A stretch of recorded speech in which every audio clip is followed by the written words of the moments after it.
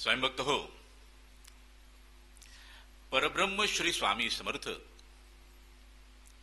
हे असं दैवत आहे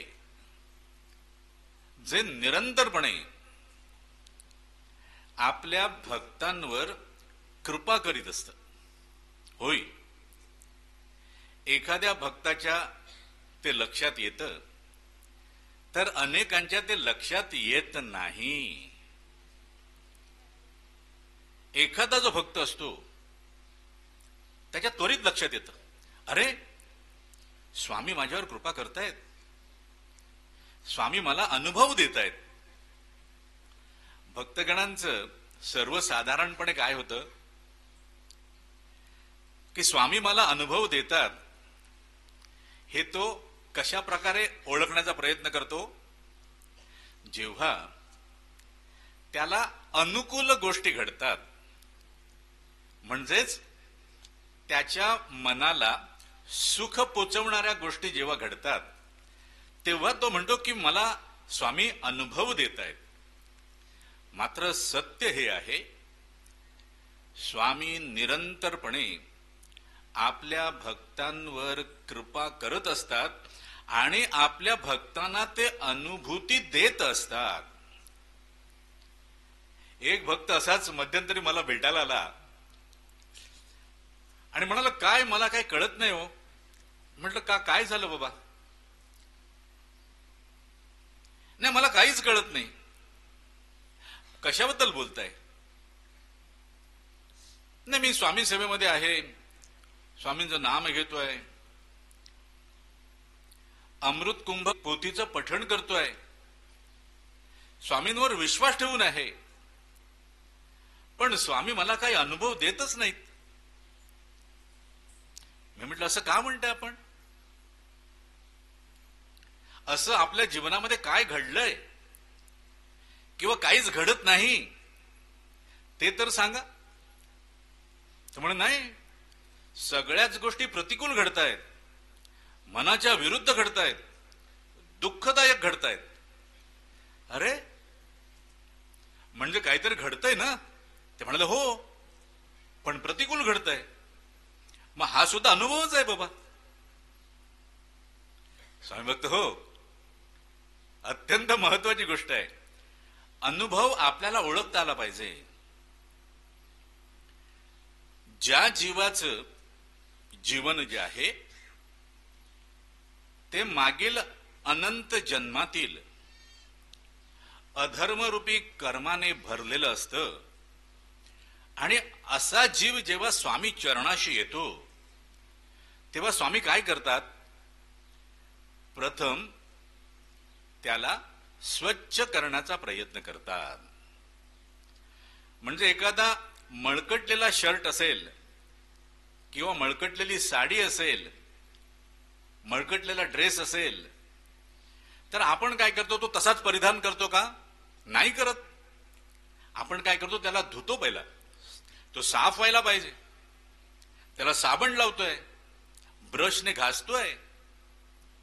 काही लोक त्याला वॉशिंग मशीन मध्ये टाकतात, त्याच्यामध्ये ती वॉशिंग पावडर टाकतात आणि ती वॉशिंग मशीन त्या कपड्याला गोल गोल गोल गोल फिरवते आहे.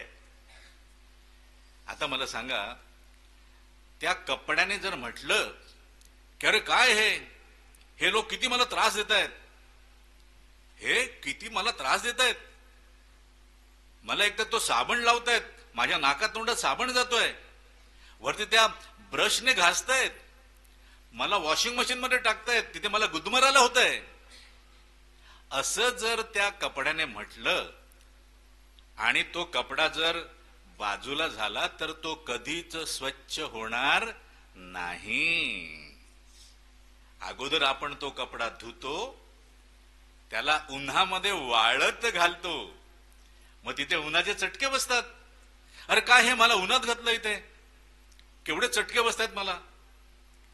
त्यानंतर आपण त्या कपड्याला इस्त्री करतो, आणखीनच गरम, आणखीनच गरम, आणखीन चटके बसतात. पण त्यानंतर तेच शर्ट, तीच साडी, तोच ड्रेस आपण अंगावर घालून मिरवतो, लक्षात आलं का स्वामी भक्त हो? म्हणजेच काय की जीवनामध्ये माझ्या जे जे अरिष्ट आहे, जे जे अनिष्ट आहे, जे माझ्यासाठी कल्याणकारक नाही, ते सर्वप्रथम दूर करण्याचा स्वामी प्रयत्न करतात आणि तो अनुभवच असतो. आणि म्हणून अत्यंत महत्वाचं काय आहे की अनुकूल अनुभव नाही आला म्हणजे मला स्वामी अनुभव देत नाहीत असं म्हणण्याचं काहीही कारण नाही. प्रतिकूल अनुभव येत आहेत, हरकत नाही, मला स्वामी अनुभव देत आहेत. मी स्वामी चरणांना घट्ट मिठी मारायची आहे, मी स्वामी नाम निरंतरपणे घेत राहायचं आहे, मी अमृत कुंभ पोथीचं पठण निरंतरपणे करत राहायचं आहे.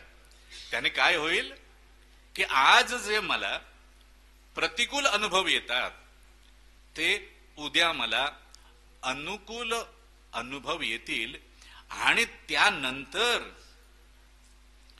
माझं जीवन जे आहे ते सुख समृद्धीनं आणि आनंदाने भरून जाईल. जीवन जर समृद्धीने आणि सुखाने आनंदाने भरायला हवं असेल तर जीवनातील जी दुःख आहेत ती प्रथम दूर करावी लागतात आणि ती दूर झाली की निश्चितपणे आपलं जीवन जे आहे ते आनंदाने भरून जातं. आणि मग तो स्वामी भक्त सर्वांना सांगत फिरतो, नाही आता मला स्वामी चांगले अनुभव देतात, स्वामी मला अनुभव देतात, स्वामी मला अनुभव देतात. होय, स्वामी निरंतरपणे आपल्या भक्तांना अनुभव देत असतात, कारण ते निरंतरपणे आपल्या भक्तांवर कृपेचा वर्षाव करीत असतात.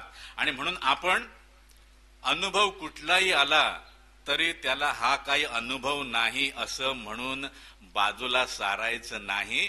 हा मला स्वामींनी दिलेला अनुभव आहे आणि यातूनच स्वामी माझं जीवन जे आहे ते आनंददायी करणार आहेत असं स्वतःला सांगावं आणि स्वामी नामाच्या रंगात रंगून जायचं. श्री स्वामी समर्थ.